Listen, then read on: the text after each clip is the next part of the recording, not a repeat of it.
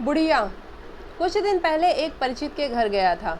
जिस वक्त घर में मैं बैठा था, उनकी मेड घर की सफाई कर रही थी। मैं ड्राइंग रूम में बैठा था। मेरे परिचित फ़ोन पर किसी से बात कर रहे थे। उनकी पत्नी चाय बना रही थी। मेरी नज़र सामने वाले कमरे तक गई, जहां मेड फर्श पर पोछा लगा रही थी।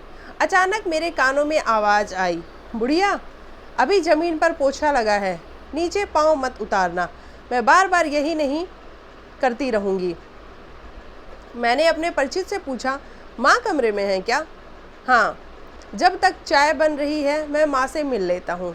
हाँ हाँ, लेकिन रुकिए, अभी अभी शायद पोछा लगा है, सूख जाए फिर जाइएगा। क्यों? गीता गीला है तो मेड दोबारा लगा देगी।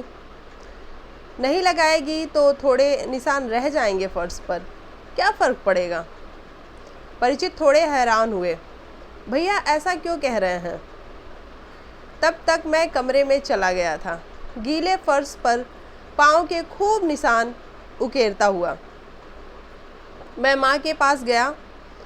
मैंने उनके पाँव छुए और फिर उनसे कहा कि चलिए आप भी ड्राइंग रूम में, मैं वहाँ साथ बैठकर चाय पीते हैं। चाय बन रही है, भाभी रसोई में चाय बना रही हैं।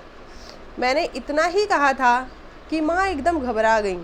अरे नहीं, अभी फर्श पर पाँव नहीं रखना है, फर्श गीला है ना, मेरे पाँव के निशान पड़ जाएंगे। पाँव के निशान पड़ जाएंगे? वाह, फिर तो मैं उनकी तस्वीर उतारकर बड़ा करवाऊंगा और फ्रेम करके ले आऊँगा। आप चलिए तो सही। पर माँ बिस्तर से नीचे नहीं उतर रही थी।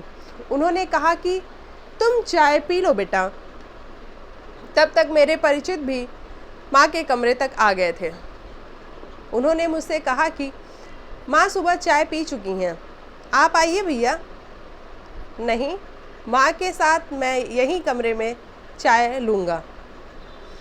चमकते हुए टाइल्स पर मेरे जूते के निशान बयां कर रहे थे कि मैंने जानबूझकर कुछ निशान छोड़े हैं। मेरे परिचित समझ नहीं पा रहे थे कि आखिर मैंने ऐसा किया ही क्यों।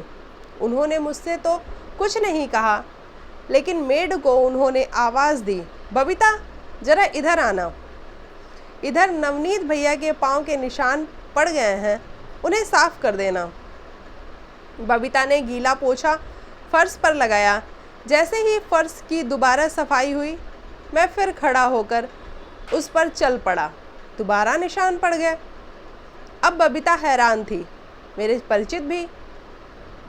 तब तक उनकी पत्नी भी कमरे में आ चुकी थी। उन्होंने कहा, भैया आइए, चाय रखी है।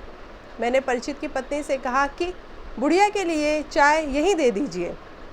मेरे परिचित ने मेरी ओर देखा। मैंने कहा कि हैरान मत होइए। वो चुप थे। मैंने कहा कि मुझे ऐसा लगता है कि आप लोग माँ को प्यार से बुढ़िया बुलाते हैं। मेड वहीं खड़ी थी, सन। परिचित की पत्नी वहीं खड़ी थी, सन। परिचित ने पूछा, क्या हुआ भैया? हुआ कुछ नहीं, मैंने खुद सुना है कि आपकी मेड बबीता आपकी माँ को बुढ़िया कहकर बुला रही थी। उसने माँ को बिस्तर से उतरने से धमकाया भी था। यकीनन काम वाली ने माँ को बुढ़िया पहली बार नहीं कहा होगा, बल्कि वो कह भी नहीं सकती उन्हें बुढ़िया।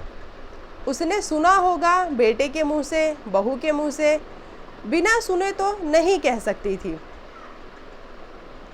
जाहिर है कि आप लोग प्यार से माँ को इसी नाम से बुलाते होंगे, तभी तो। उसने कहा। पल भर के लिए धरती हिलने लगी थी। गीले फर्श पर हजारों निशान उभर आए थे। मेरे परिचित के छोटे छोटे पाँव के निशान वहाँ उभरे हुए हैं। बच्चा भाग रहा है, माँ खेल रही है बच्चे के साथ साथ। एक निशान, दो निशान, निशान ही निशान। माँ खुश हो रही है। मेरे बेटे के पाँव देख कर कह रही है, देखो तो इसके पाँव के निशान। बेटा इधर से उधर दौड़ रहा था, दौड़ता जा रहा था पूरे घर में। बुढ़िया रो रही थी, बहू की आंखें झुकी हुई थीं। बबीता चुप थी। भैया गलती हो गई, अब नहीं होगा ऐसा। भैया बहुत बड़ी भूल थी मेरी।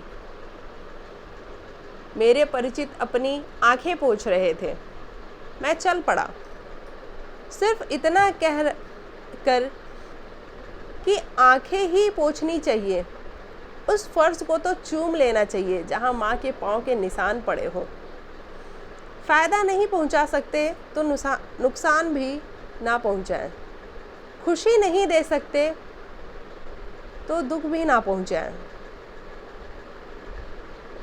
तारीफ नहीं कर सकते तो बुराई भी ना करें। और यही सच है, हमें किसी को ठेस नहीं पहुंचाना चाहिए।